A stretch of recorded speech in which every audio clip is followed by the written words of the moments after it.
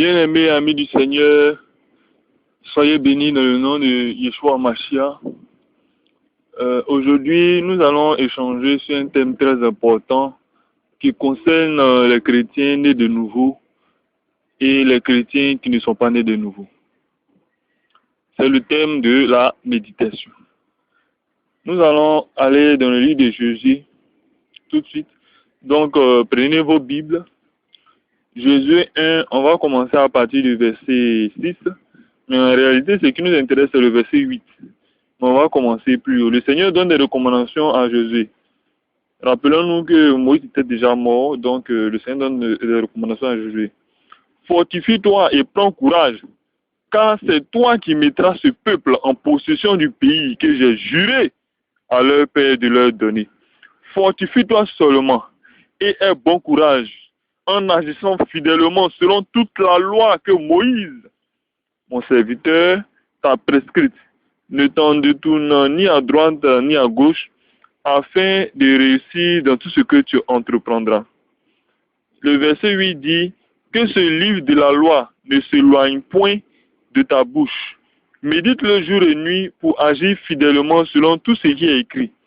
Car c'est alors que tu auras du succès dans tes entreprises, c'est alors que tu réussiras. Mais bien-aimés, amis du Seigneur, la parole de Dieu est claire, la parole de Dieu est la même. Le livre de la loi était appelé dans l'ancien temps la Torah. Il était écrit sur des parchemins. Mais la Bible dit que notre Dieu ne change pas, il est le même, aujourd'hui, hier et éternellement. C'est vrai que le Seigneur Yeshua a restauré toutes choses dans la loi qui n'est pas venu pour abolir, mais pour accomplir. Mais en ce qui concerne la parole, il nous demande de méditer la parole jour et nuit. Il a donné cette recommandation à Jésus. Le Seigneur Yeshua pouvait dire à ses apôtres, « Celui qui m'aime garde mes commandements. » Mais bien aimé, le Seigneur Yeshua lui-même, il a dit que celui qui m'aime garde mes commandements. Le Fils de Dieu a été clair. L'Éternel a été clair dans l'ancien temps. Le Fils de Dieu a été clair dans la nouvelle alliance. Le commandement du Seigneur, il faut toujours et toujours respecter le commandement du Seigneur. Mais le commandement du Seigneur, comment les respecter? Les recommandements du Seigneur doivent être respectés. Mais pour pouvoir les respecter, il faut d'abord les méditer. Oui, la méditation est au-delà de la lecture, mes bien-aimés. La méditation est au-delà de la lecture. Quand on suit bien ce que le Seigneur a dit à Josué, il a dit médite le livre de la loi jour et nuit. Oui, ça veut dire qu'en tout temps, jour et nuit dans la Bible, ça veut dire en tout temps. Quand on lit bien, le Seigneur est en train de dire, l'Éternel dit à Jésus, médite le livre de la loi jour et nuit, en tout temps. Donc la méditation, c'est laisser la parole de Dieu prendre vie en soi. La méditation va au-delà de la lecture. Avec la lecture, on peut lire des romans. On lit, la lecture permet d'avoir un aperçu de l'écrit. Mais la méditation laisse prendre vie. C'est-à-dire la parole prend vie en nous à travers la méditation. Je vais prendre des exemples simples. Prenons deux personnes à aimer. Bon, si vous voulez, Pierre et Jean. Pierre est celui-là même qui médite le livre de la loi jour et nuit, mais qui se trouve encore dans le monde. Et Jean est celui qui ne médite pas le livre de la loi. Il va se trouver, et vous allez bien le remarquer que quand le temps va passer, Pierre, prenant le temps de méditer le livre de la loi, c'est-à-dire la Bible, la parole de Dieu jour et nuit, il va être amené sans effort à laisser les choses du monde. Fornication, drogue, pornographie, pédophilie, zoophilie, etc. Il sera même amené à laisser ces choses. Mais Jean qui ne médite pas la loi, ce sera difficile pour lui. Et il ne va jamais comprendre comment Pierre a fait pour sortir pendant que les deux étaient amis et ils partaient dans les mêmes lieux d'abomination. Vous voyez mes bien-aimés, c'est ça. Et les francs-maçons, les Illuminati, les jésuites et tous les grands satanistes connaissent ce secret. Oui. Et qu'est-ce qu'ils font? Ils vous font méditer les malheurs jour et nuit. Comment? Lorsque chaque matin, nos enfants regardent les dessins animés, ils sont maudits. Parce que les dessins animés ont des esprits. Les dessins animés passent des messages de sexualité, des messages de perversion. Et nos enfants, on est surpris après que nos enfants soient pervertis. Ça passe par les dessins animés, par toutes sortes de choses abominables. Aussi, nous pouvons prendre les jeunes garçons, les jeunes filles, lorsqu'elles naissent, on leur donne souvent des poupées Barbie. Mais ces poupées-là, c'est des images qui restent gravées dans la mémoire de l'enfant. Si bien que quand l'enfant grandit, il est focalisé sur les habits courts, qui en réalité des abominations. Ou des femmes qui portent des pantalons. On la Bible dit aux femmes, ne portez pas des habits d'hommes. Ou encore des hommes qui portent des habits de femmes. Donc toutes ces choses-là, c'est des messages qui sont donnés à nos enfants dès le sein de leur mère. Quand je dis le sein de leur mère, c'est-à-dire dès leur bas âge, on leur inculque ces faux messages. Mais pour ceux qui sont grands, le complexe hollywoodien est puissamment armé, est puissamment organisé. Donc qu'est-ce qu'ils font? Ce qu'ils font, c'est que lorsque vous allez regarder les films, vous allez voir des filles qu'on trouve sexy, qu'on trouve guerrières, qui se mettent peut-être à se venger, comme Zéna la guerrière. Or, la Bible dit, à moi la vengeance, à moi la rétribution. Donc, tu seras amené, à force de regarder ce film-là, à aimer, et tu seras amené à te venger toi aussi. Donc, malheur à toi. Lorsqu'on regarde un film comme, je dirais que Spartacus et les autres films de ce genre, il y a toutes sortes de choses, des femmes nues, des gens nus qui se couchent à n'importe, qui font toutes sortes de choses abominables. La démence est à son paroxysme et ça ne dit rien à personne. Lorsqu'on regarde tous les films, même les films de 19, souvent qu'on dit les films hindous, mais il y a des messages cachés. Et l'Inde est l'un des piliers sataniques au monde. C'est en Inde qu'il y a toutes sortes de divinités diaboliques. C'est en Inde qu'il y a des divinités, si j'ai bonne mémoire, comme Krishna et autres. C'est en Inde qu'il y a ces choses-là, ces choses abominables. Mais mes bien-aimés, je vous exhorte à méditer le livre de la loi, c'est-à-dire la parole de Dieu jour et nuit. C'est le livre de la loi qui est notre nourriture, la nourriture de notre âme. Ce ne sont pas les romans qui sont la nourriture de notre âme, mes bien-aimés. Ce ne sont pas les films sataniques comme Harry Potter qui sont la nourriture de notre âme. Ce ne sont pas les séries télé qui sont des séries démoniaques, qui donnent des messages fortement sataniques, qui sont la musique de notre âme. Bien au contraire, toutes ces choses-là sont notre âme. Mais pour grandir spirituellement, pour être fort spirituellement, pour être réellement né de nouveau, il faut pouvoir méditer le livre de la loi jour et nuit. Mais bien aimé, souvent je suis surpris d'échanger avec certaines personnes qui trouvent la Bible ennuyeuse. Des personnes qui ne trouvent pas des films ennuyeux, qui ne trouvent pas tout ce qui se passe dans le monde ennuyeux, mais qui trouvent la Bible ennuyeuse. La Bible qui est la source de notre vie, la parole de Dieu qui est la source de la vie, qui est notre guide sur cette terre. La parole de Dieu qui fait de nous des lumières, la parole de Dieu qui nous donne notre goût de sel. Cette parole de Dieu-là, certaines personnes les trouvent ennuyeuses, bien aimées. Pour une telle personne, comment la sauver? Quand elle trouve ce qui peut lui donner la vie ennuyeuse, mais comment la sauver? Or, le Mashiach arrive, Maranatha. Donc, nous faisons notre boulot, nous annonçons l'évangile, nous donnons les écrits, afin que ceux qui ont des oreilles entendent, et que ceux qui n'ont pas des oreilles n'entendent point. Mais j'ai prié au nom du Seigneur Yeshua, j'ai prêché au nom du Seigneur Yeshua, je vous exhorte tous à méditer le livre, la Bible, à méditer la parole de Dieu, à la méditer jour et nuit, et sans cesse. Méditer la parole de Dieu, comme je le disais, je le répète, c'est de laisser la parole de Dieu prendre vie en soi. Quand on prend ce verset-là, qui dit que les femmes doivent se couvrir la tête, et que nous voyons des femmes qui sont encore dans nos assemblées, qui ne se couvrent pas la tête et qui veulent suivre le monde, vraiment, nous ne pouvons plus rien faire pour ces personnes-là. Tout ce qu'on peut faire, c'est de prier. Oui, parce que dans nos assemblées, il y a des femmes qui viennent sans se couvrir la tête. Or, Paul dit, si une femme ne veut pas se couvrir la tête, qu'elle se coupe les cheveux. Elles ont honte de se couper les cheveux, mais elles ne veulent pas se couvrir la tête. Mais toute femme qui ne se couvre pas la tête et prie, sa prière ne monte point. Il faudrait que nos sœurs le sachent. Oui, parce que tu ne peux pas désobéir à la parole de Dieu et demander quelque chose à Dieu. Ce n'est pas possible.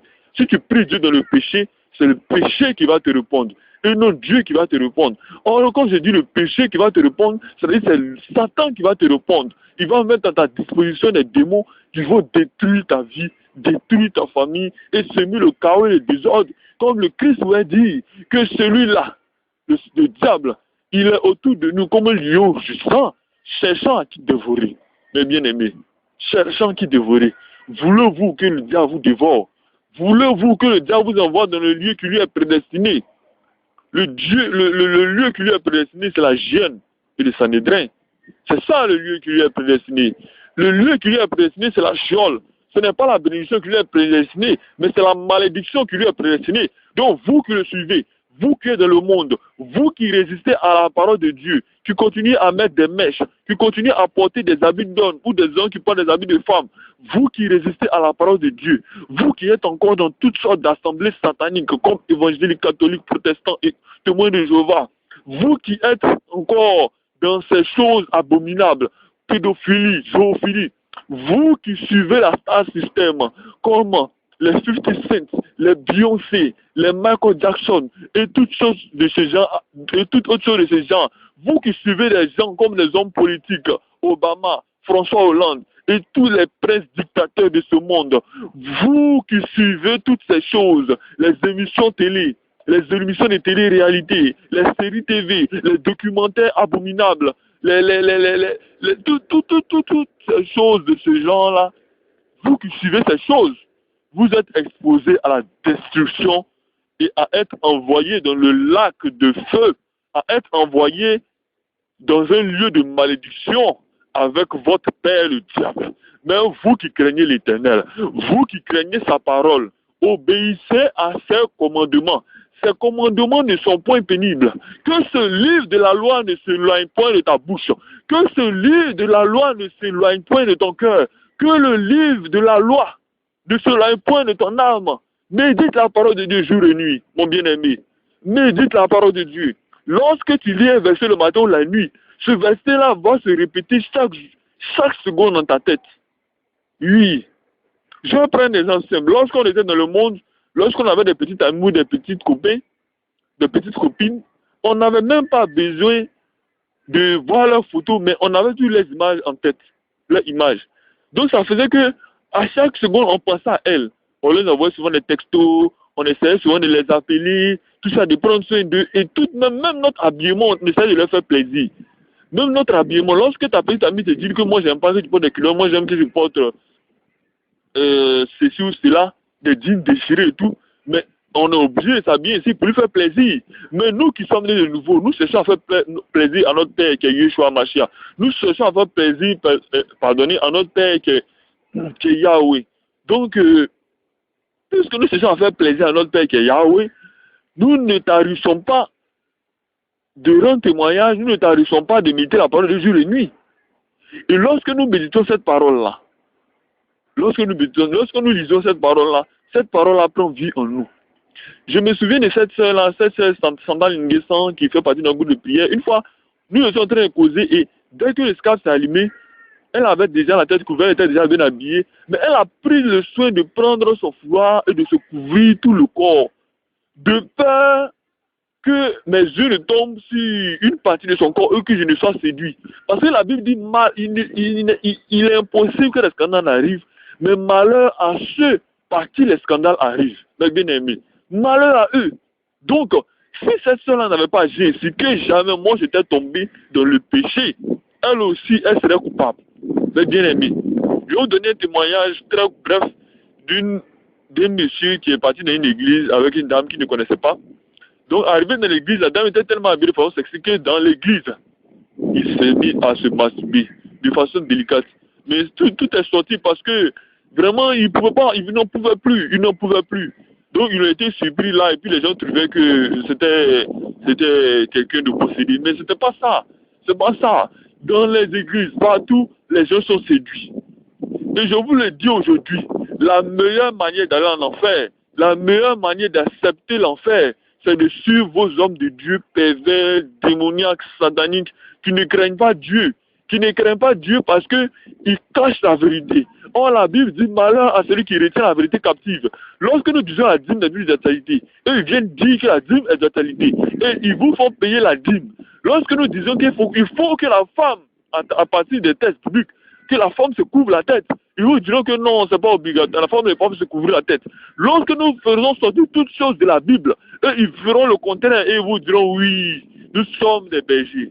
Et que nous ne suivons pas ces faussaires. Bien-aimés dans le Seigneur. Nous avons un seul berger, qui est le bon berger, qui est Yeshua Mashiach. Nous sommes tous frères. Mais pourquoi ne suivez-vous pas la parole de Dieu? Pourquoi ne suivez-vous pas la Bible? Lorsque la Bible dit que derrière toute statue se cachent des démons, et que nous voyons des frères et des sœurs qui sont soi-disant catholiques et qui ont des statues dans la maison, ou alors des frères et des sœurs qui sont soi-disant nés de nouveau et qui savent payer des masques, ou alors toutes sortes de statues, de sirènes et autres, ou bien même ces statues-là ont des dessins, il y a des dessins sur les t-shirts, ou bien sur les sous-vêtements, ou bien sur les draps de lit, et qui mettent cela dans leur maison, et que cela ne leur dit rien du tout. Mais qu'est-ce qu'on peut dire à ces personnes-là? Est-ce des personnes nées de nouveau? Est-ce des personnes qui craignent Dieu? Est-ce des personnes qui méditent la parole de jour et nuit? Bien-aimé, bien-aimé, toi qui m'écoutes, toi qui m'entends, et qui néglige de méditer la parole de jour et nuit, sache que tu n'as pas besoin d'attendre le jour du jugement. Sache que la parole que tu vas méditer dans le monde, c'est elle-là même qui va te condamner. Le Seigneur Yeshua pouvait dire aussi que la parole de Dieu, que entendent ceux qui se perdent, c'est cette même parole-là qui va le condamner. Pourquoi? Parce que lorsqu'on dit à quelqu'un, si tu crois au Fils de Dieu, tu vas avoir la vie éternelle, et qu'il ne croit pas, quand il sera là le jour du jugement, le Seigneur va lui montrer, va lui rappeler. Mais tu as reçu un frère qui t'a dit crois au Fils de Dieu, tu as dit que tu ne crois pas. Donc tu n'as pas la vie éternelle, tu reçois la mort éternelle. Mais bien aimé, soyez fortifiés, soyez bénis. Ne tarissez pas les bénédictions.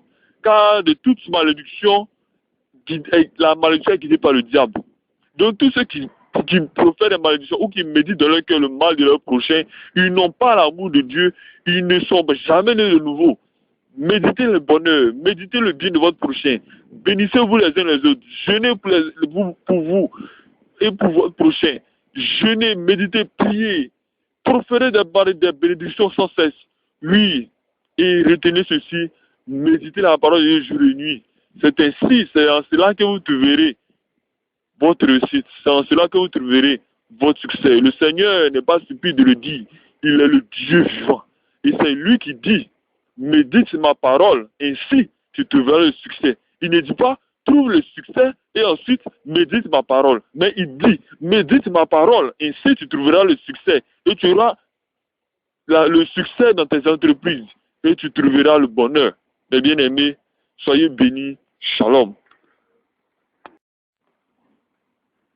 Mes bien-aimés, je voulais ajouter quelque chose de très important, mais que j'avais oublié. Mais le Seigneur étant bon, il m'a fait rappeler ça pour les bien-aimés frères et sœurs.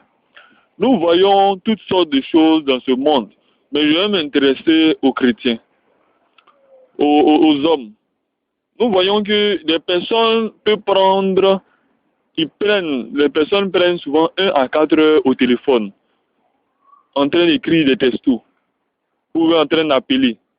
Des personnes prennent 1 heure à 5 heures ou 6 heures sur les réseaux sociaux, sur Internet, en train de rien dire de bon. Des personnes prennent souvent 1 heure à 3 ou 4 heures en train de faire des causeries inutiles. Soit c'est au niveau de la pause au boulot, soit c'est à la maison, soit c'est souvent avec des amis, en train de dire des choses vraiment vaines. Des personnes même prennent souvent 1 encore à 4 heures pour faire les choses personnelles comme le shopping, le sport, etc. Donc, lorsque, j'ajoute même qu'ils prennent, les personnes peuvent prendre 1 heure et à 6 heures, maximum 6 heures, donc pas 1 heure à 6 heures, mais qui prennent exactement autour de 6 heures de sommeil. Mais lorsqu'on fait le bilan, on voit que il reste très peu de temps de méditation. Pratiquement même pas de méditation. Et c'est des personnes qui tombent souvent sur un canapé et qui prennent souvent 1 à 4 heures devant la télé Et en 5 minutes, ils prennent un verset, ils lisent rapidement, et ils sont couchés, ils disent, bon, c'est quelque chose de ma mémoire là-bas, je vais méditer. Non, mes bien-aimés, c'est pas ça la méditation. On ne peut pas tromper Dieu. On ne peut pas tromper Dieu. Ou bien souvent, je vois des frères qui se lèvent souvent le matin, ils prennent un petit verset. Bon, quand je dis petit verset, ils prennent un verset, excusez-moi du terme petit, mais ils prennent un verset là, et ils mettent ce verset, ils regardent, et ils disent, bon, ça c'est un verset, bon, ils finissent de lire, et ils continuent à faire des choses abominables. Il peut lire bien un verset qui dit, ne commettez point l'adultère. Mais dès qu'il sort, il voit une fille là, et vraiment, la fille là, vraiment, et il va passer tout le temps en train de parler de ça. Mais bien aimé, c'est pas ça, méditer la parole de Dieu. Dieu, on le craint. Tu peux respecter tes parents. Tu peux respecter ta famille. Tu peux respecter les gens qui sont plus âgés que toi. Mais Dieu, on le craint. Dieu, il peut te tuer aujourd'hui. Même si toi tu meurs, Dieu ne va pas cesser d'être Dieu à cause de toi. Non. On a vu dans l'ancien temps que l'âge de l'alliance passait. Et il a dit que personne ne devait toucher l'âge. Mais pendant que l'âge d'ordinaire voulait tomber, il y a un chevalier qui a voulu attraper l'âge pour la maintenir. Dieu l'a foudroyé, il est mort sur le champ. Dieu, on le craint. Dieu, on le craint. C'est le même Dieu qui, dans sa colère, il a fait répandre le déluge sur la terre. Et il a sauvé seulement que Noé et sa famille. Dieu, on le craint. Le même Dieu, à Sodome et à Gomorrhe, il a fait tomber une pluie de météorites pour détruire les villes complètement. Il restait que des cendres. Dieu, il a donné ses recommandations à Lot et à sa famille. Il dit, si vous allez, ne vous retournez pas. Mais sa femme s'est retournée, elle s'est changée en statut de sel. Dieu, c'est le même Dieu. Si aujourd'hui, il te dit de méditer la parole, que tu ne médites pas, ne sois pas surpris que tu ne sois pas enlevé. Ne sois pas surpris que des malheurs arrivent dans ta vie. Que rien ne marche, que tu ne trouves pas de l'emploi, que tu ne trouves pas la méditation d'un enfant, que tu ne trouves pas ce que tu cherches dans la vie. Même parce que, tout simplement, tu ne médites pas la parole de Dieu. Tu n'obéis pas à ses commandements. Tu passes tout le temps en train de faire des futilités. Des gens même vont sur les réseaux sociaux seulement pour faire du bavardage. Ils ne cherchent même pas à méditer la parole. Ils attendent qu'ils voient quelqu'un qui a fait, que ce soit le frère Georges ou bien moi, le frère Karamoko ou bien un autre frère. Ils attendent que la personne publie quelque chose et ils sont là aux aguets en train de faire des faux témoignages, des faux commentaires qui n'édifient en rien. Ils n'édifient en rien. Ils n'encouragent même pas les hommes de Dieu qui font ce travail-là. Mais puisque nous n'attendons pas de récompense de ces hommes-là, de ces hommes mondains, donc vraiment nous ne sommes pas étonnés et nous les laissons là où ils sont. Mais mes bien-aimés, méditer la parole de Dieu, c'est la méditer jour et nuit. Laissez prendre la parole de Dieu vie en vous. Et une fois que la parole de Dieu a pris vie en vous, vous obéirez facilement. Mes bien-aimés. Mais quelqu'un qui ouvre la Bible là, après sous la télé, il loue la Bible, il regarde un peu Romains 2, verset 3, bah, il est fini, il est en train de dormir. C'est un homme comme ça. Il va faire ça pendant combien de temps? Quand il va naître de nouveau, quand il va rencontrer le Seigneur, et il sera surpris que la mort le foudroie et qu'il soit dans la gêne. Il sera surpris. Mais bien aimé, si vous êtes dans ce cas-là, vous ne méditez pas la parole, vous n'avez jamais le temps, en train de partir, toujours dans les business, toujours dans les problèmes. Mais bien aimé, mais quand vous allez méditer la parole, si vous laissez les problèmes vous surplomber, quand vous allez méditer la parole, si vous laissez les calomnies, la souffrance même prendre le dessus dans votre cœur, et même c'est les souffrances, souvent des gens, c'est la souffrance qui médite. Ah, aujourd'hui j'ai trop de problèmes. Mais la Bible dit à chaque jour ce qui sa peine. À chaque jour qu'on se lève, on a au moins 2 problèmes, 10 problèmes, 100 problèmes le matin. Mais on ne se plaît pas. Et nous, chez nous, ici en Afrique, il y a beaucoup de personnes qui mangent souvent une seule banane, on appelle ça blessé tébi, qui mangent seulement qu'une banane par jour. Des personnes qui n'ont même pas à manger, qui ne mangent pas toute la journée, et qui le lendemain, ça arrange à manger une fois. Ce qu'on appelle communément un koukao. Un koukao, c'est-à-dire que quand tu loupes ce plat familial-là, c'est fini pour toi, tu ne peux plus manger. C'est fini, tu vas demeurer dans la faim. Tu vas demeurer dans la faim, mes bien-aimés. Mais lorsque tu traverses tout ça, et que tu médites la parole de Dieu, la parole de Dieu prend vie en toi. Et tu ne médites pas le mal. Au contraire, tu bénis Dieu pour tout ce qui se passe. Vous bénissez Dieu. Et faites très attention, mes bien-aimés, vous qui avez des enfants, vous qui êtes autour de vous. Vous qui avez des enfants, ne pensez pas que si vous donnez une mauvaise éducation à vos enfants, si vous négligez l'éducation, le Seigneur va vous le pardonner. Non. Par votre manquement, vous avez fait perdre un enfant de Dieu. Donc, vous serez puni sévèrement. Donc, c'est une obligation même de prendre soin de ses enfants, spirituellement, physiquement et partout. Et vous qui êtes des enfants, qui avez des parents qui n'êtes pas convertis, qui êtes dans des familles très récalcitrantes, même qui cherchent même à vous pervertir et à vous faire retourner dans le monde. Mais soyez obéissants. Obéissez-leur en ce qui concerne les choses de ce monde. Si on vous dit charge le sac de riz, et sur le salon, lave la voiture, ces choses-là, vous pouvez respecter. Mais quand on vous dit, viens adorer notre idole, tu dis non. Quand on te casse la figure, quand on te casse le nez, on te casse un rein, tu diras non. Si moi j'ai dit non, et j'ai reçu des sanctions, pourquoi pas toi? Toi aussi, tu peux dire non. Tu peux dire non. La Bible dit que celui qui ne porte pas sa croix et ne me suive, celui-là, il n'est pas digne de moi. Si tu aimes ton père, ta mère, tes enfants, ta famille, tes amis, tes proches, ton environnement, tes collègues du travail, si tu les aimes plus que le Seigneur, tu n'es pas digne de lui. Si tu trouves que si tu t'habilles avec une voix sur la tête, un corps vraiment couvert, tes collègues du travail vont se moquer de toi, donc à cause de toi, tu ne t'habilles pas comme ça, quel est l'essentiel? Dieu voit ton cœur. Parce que tu as eu honte de sa parole, parce que tu as eu honte de lui, tu n'es pas digne de lui. Tu n'es pas digne de lui.